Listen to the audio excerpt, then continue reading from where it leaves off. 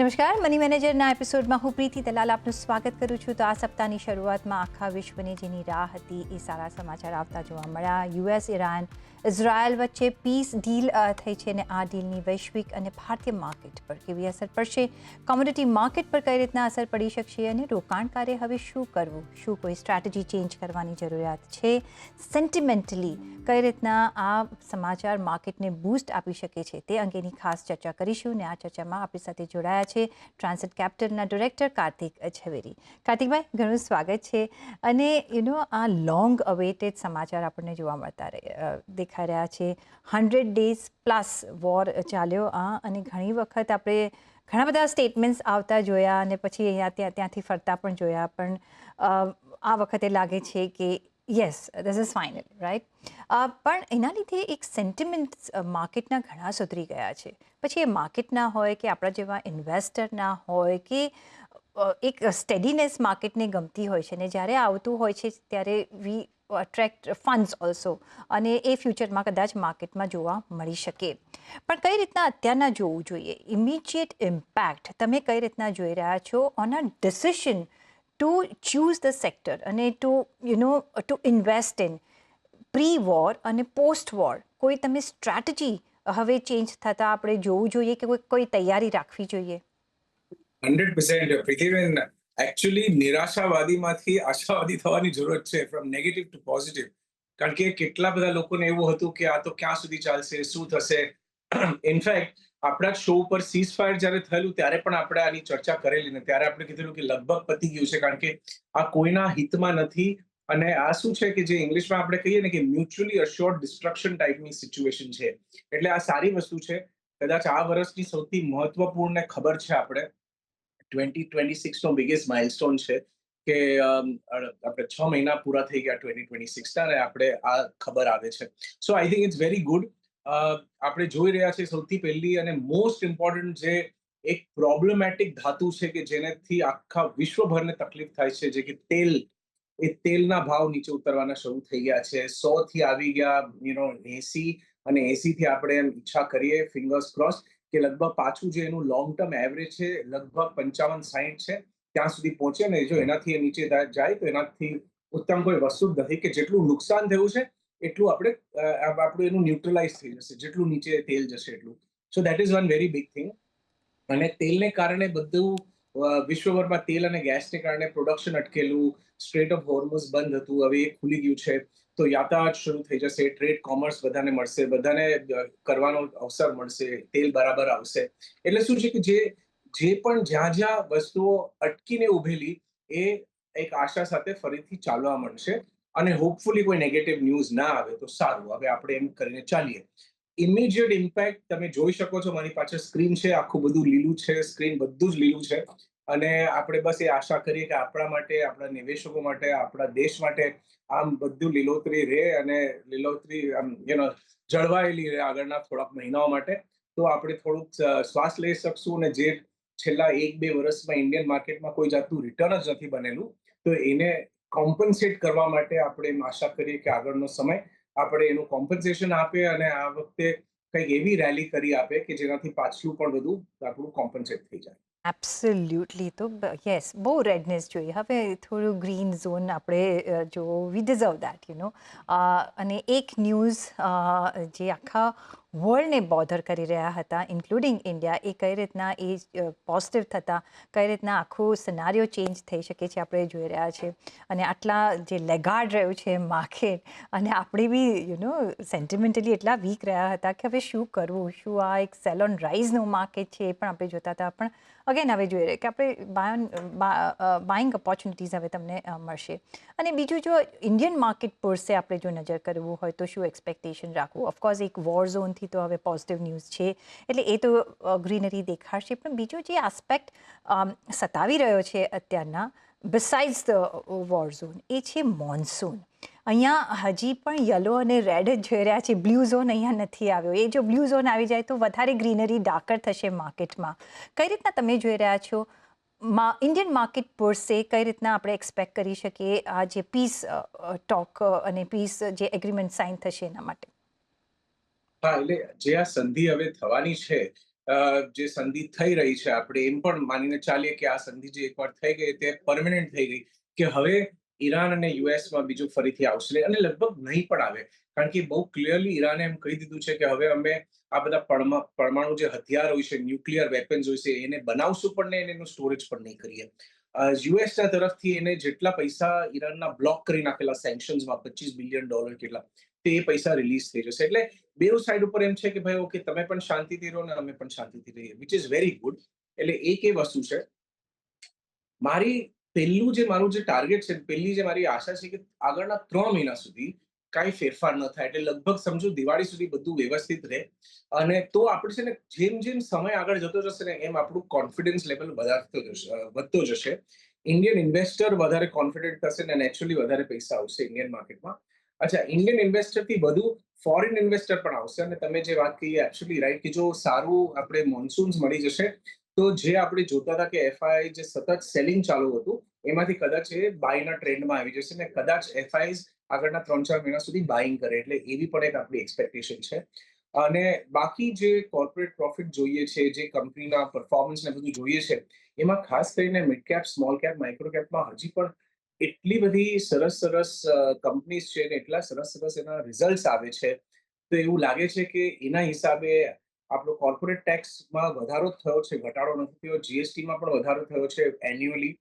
એવી રીતે કોઈ જાતનો પ્રોબ્લેમ નથી. એટલે મને એવું લાગે છે કે ઇન્ડિયન માર્કેટ આ બધું જોતા એટલીસ્ટ 20 થી 30% સુધી અહીંયાથી એપ્રિશિએટ થાય.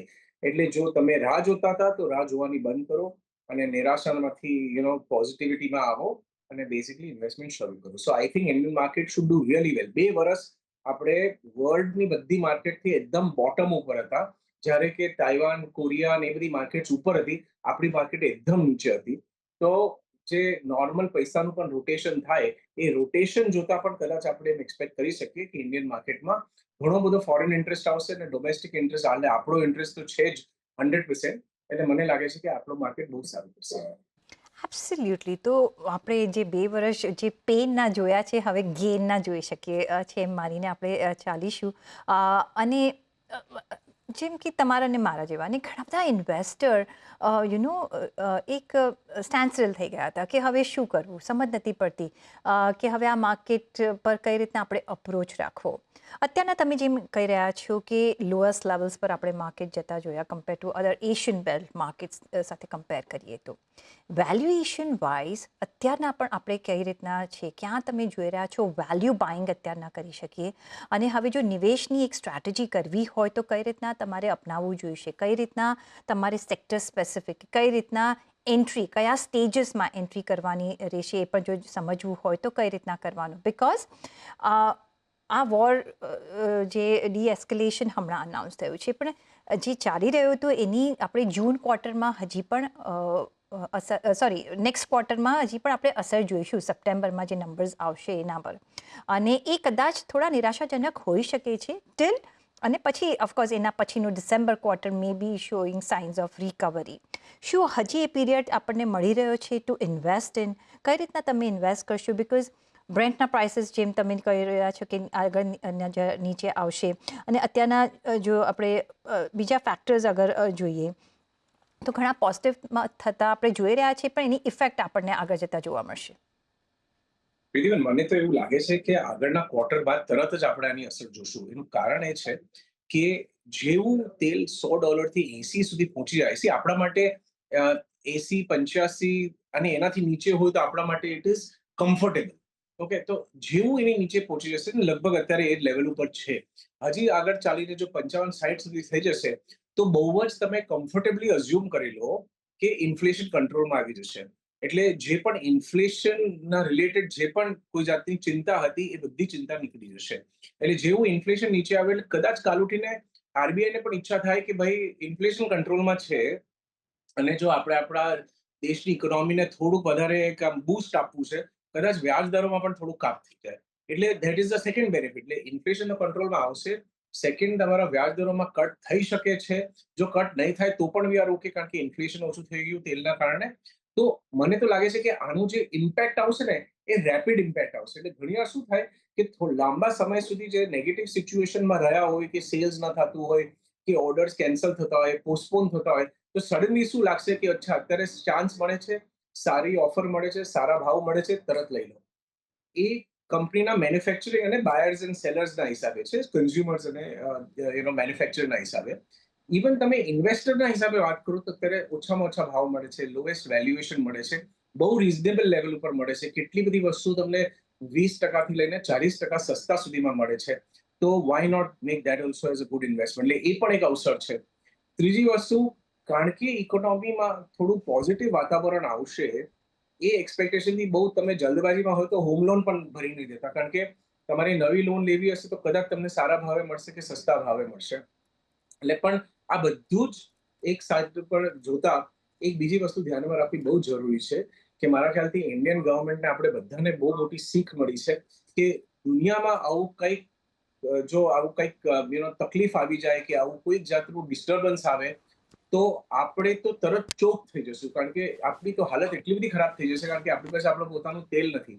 એટલે મને એવું લાગે છે કે ગવર્મેન્ટ ક્યારેક તો આ વસ્તુમાં બહુ મોટી અનાઉન્સમેન્ટ કરશે, કારણ કે આપણી પાસે કોઈ વિકલ્પ નથી. આપણે રિન્યુએબલ પાવરમાં આપણી સુપ્રીમસી બનાવવી જ પડશે. કે સુપ્રીમસી તો ચલો સેકન્ડરી પોઈન્ટ છે, સેલ્ફ સફિશિયન્સી તો પેલા બનાવવી જ પડશે કે આપણે આપણું તેલ ઉપરથી ડિપેન્ડન્સી ઓછી થઈ જાય, કારણ કે જો તેલ મોંઘું થઈ ગયું તો આપણું બધું જ ભાંગી પડે છે. એટલે એવી સિચ્યુએશન ફરીથી ના થવી જોઈએ. આઈ એમ શ્યોર ગવર્મેન્ટ પણ એને ધ્યાનમાં છે અને એ બાબત થોડી અનાઉન્સમેન્ટ કરે.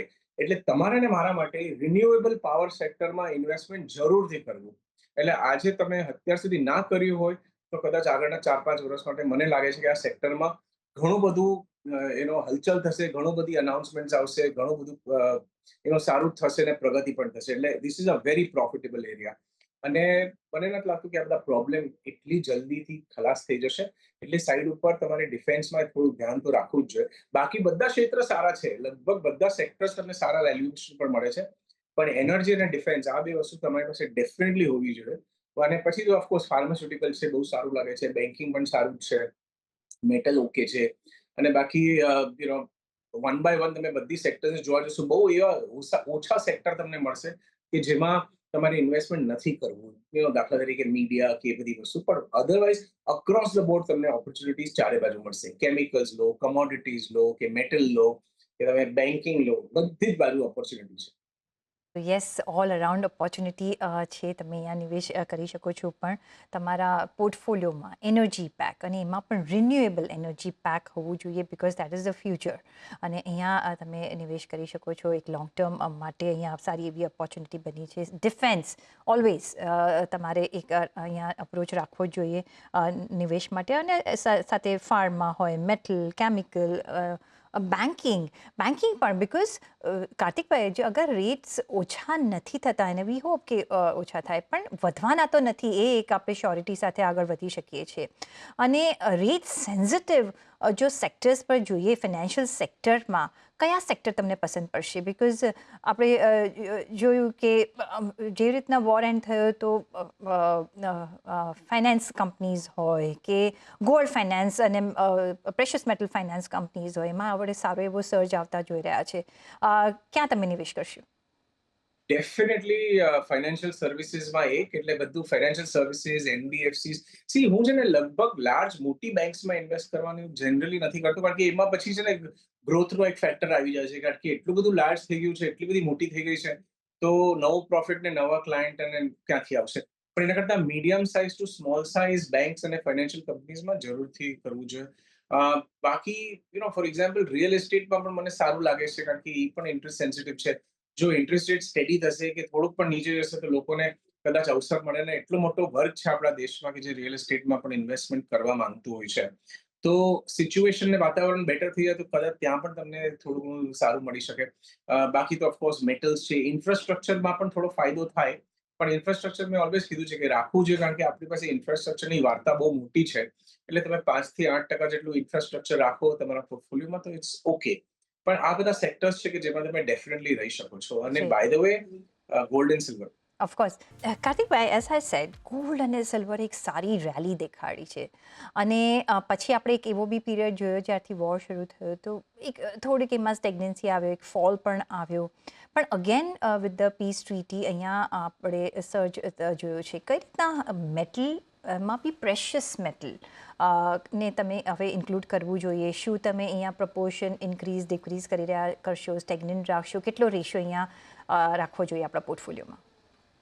છેલ્લા હું કેટલા વખતથી આ કહું છું. ઇનફેક્ટ મને યાદ છે 2025ની દિવાળીમાં પણ આપણે આની વાત કરેલી, ત્યારે પણ મેં કીધેલું કે આ મેટલ્સમાં બહુ બધું રેલી આવશે અને આમાં બહુ બુલિશ થવાની જરૂરત છે. અને ત્યારથી પણ આગળ જતા સિલ્વરમાં લગભગ ડબલ થઈ ગયેલા પૈસા એનો થોડા વખત આપણા આ વર્ષના જાન્યુઆરી સુધી, રાઈટ? સો સિલ્વરની પહેલા વાત કરીએ. સિલ્વરની ઇન્ડસ્ટ્રીયલ ડિમાન્ડ તો છે જ, ઓકે. અને સિલ્વર અને ગોલ્ડ બેઉમાં પ્રોબ્લેમ શું હતો કે જેવું તેલનો ભાવ વધી જાય ને, તો વિશ્વના જેટલા પણ બધા દેશ છે એ લોકોએ પહેલા તો તેલ ખરીદવું પડે છે. હવે તેલ વગર તો એ લોકોનું રોજે રોજનું ચાલે નહીં. એટલે આ કેવી વસ્તુ છે કે મારું ફ્યુચર સેવિંગ કરવું કે આગળ જતા સેવિંગ કરવું, કે આજે ઓલા પૈસા વાપરવા, કારણ કે મને આજે જ ખાવાનો પ્રોબ્લેમ છે. એટલે છે ને એ તકલીફ બધા દેશોને થઈ ગઈ. એટલે બધા લોકોના ડોલર જે હતા ને, એ ડોલર ખર્ચો થતો હતો ને વધારે ખર્ચો થતો હતો આ તેલ ખરીદવામાં. તો જો તેલ સ્ટેબિલાઇઝ થઈ જાય તો જે સિલ્વરની ડિમાન્ડ છે એ તો છે જ, કે છેલ્લા 5-6 વર્ષથી એનો સિલ્વરનો સૌથી મોટો કારણ એ જ છે કે ત્યાં જેટલું પ્રોડક્શન થાય છે એના કરતાં ઘણી વધારે ડિમાન્ડ છે. અને આ ડિમાન્ડ વધતી જ જાય છે. એટલે સિલ્વરનો ભાવ પણ સમય જતા વધતો જશે. એટલે ઇટ્સ અ ગુડ આઈડિયા કે તમે એટલીસ્ટ 10-1% સિલ્વર તમારા પોર્ટફોલિયોમાં રાખો, તો દેટ્સ અ ગુડ એલોકેશન. અને ગોલ્ડની વાત કરીએ ને, તો ગોલ્ડની આખી થોડી સ્ટોરી અલગ છે.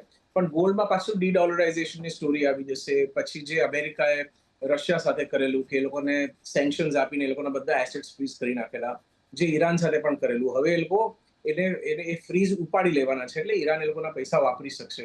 એટલે આવી બધી જે વસ્તુઓ હતી, જે ડી-ડોલરાઇઝેશનની બધી વસ્તુઓ હતી, એટલે એને કારણે સેન્ટ્રલ બેંક્સ, વિશ્વભરની સેન્ટ્રલ બેંક શું કરતી હતી કે ધીરે ધીરે પોતાનું ગોલ્ડ રિઝર્વ્સ વધારતી હતી.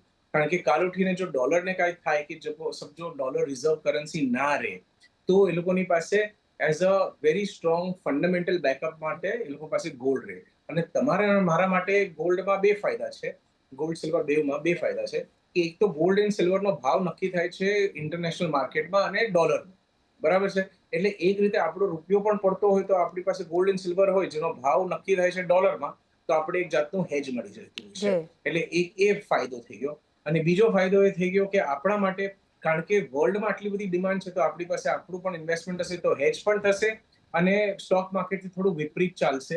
તો આપણે કદાચ સ્ટોક માર્કેટમાં રિટર્ન ન મળે તો ગોલ્ડ એન્ડ સિલ્વરમાં રિટર્ન મળી જાય, કે વાઇસ વર્સા. એટલીસ્ટ ત્યાં ડિસ્ટ્રક્શન પણ ઓછું થાય. એટલે દેટ સેન્સ આપણે ગોલ્ડ એન્ડ સિલ્વરમાં બેઉમાં પણ આપણે 10-20% સુધી તમે એલોકેશન રાખશો તો કોઈ પ્રોબ્લેમ નથી આગળ જતા પણ. અને નીચેના ભાવમાં મળે તો એના જેવું સારું છે. તો ઇન ફ્યુચર તમને શું લાગે છે કે will the central banks of the world will still buy gold, કે જેટલું છે એના પર કાયમ રહેશે? બિકોઝ જે અનસર્ટનિટી ઓછી થાય છે, કઈ રીતના પ્લે આઉટ થશે એના પ્રાઇસીસ? જો આપણે, તમે કહ્યું કે જો ઘટાડે મળે તો બેટર. You right. પ્રીતિબેન, કેવું છે ને કે દૂધનો દાજેલો છાશને પણ જે ફૂંકાઈને પીએ, રાઈટ? તો અત્યારે એવું કંઈક થઈ ગયું છે બધે વર્લ્ડમાં. તો બધા લોકોને તકલીફ ઘણી બધી થઈ છે અને એ લોકોને ખબર છે કે તકલીફ કઈ રીતે થઈ છે. અને એવું કોઈ પણ જાતનું એવું માન્યતા ન રખાય, કે અઝમ્પશન ન કરાય કે આવું ફરીથી થશે નહીં. જો આ કદાચ ઈરાન અને યુએસના માધ્યમથી ન થાય, કોઈ બીજા માધ્યમથી થાય, પણ જે ડિસ્ટર્બન્સ થવાના છે એ તો થવાના જ છે. અને કદાચ એ થશે, અલગ અલગ જાતના ડિસ્ટર્બન્સ થશે.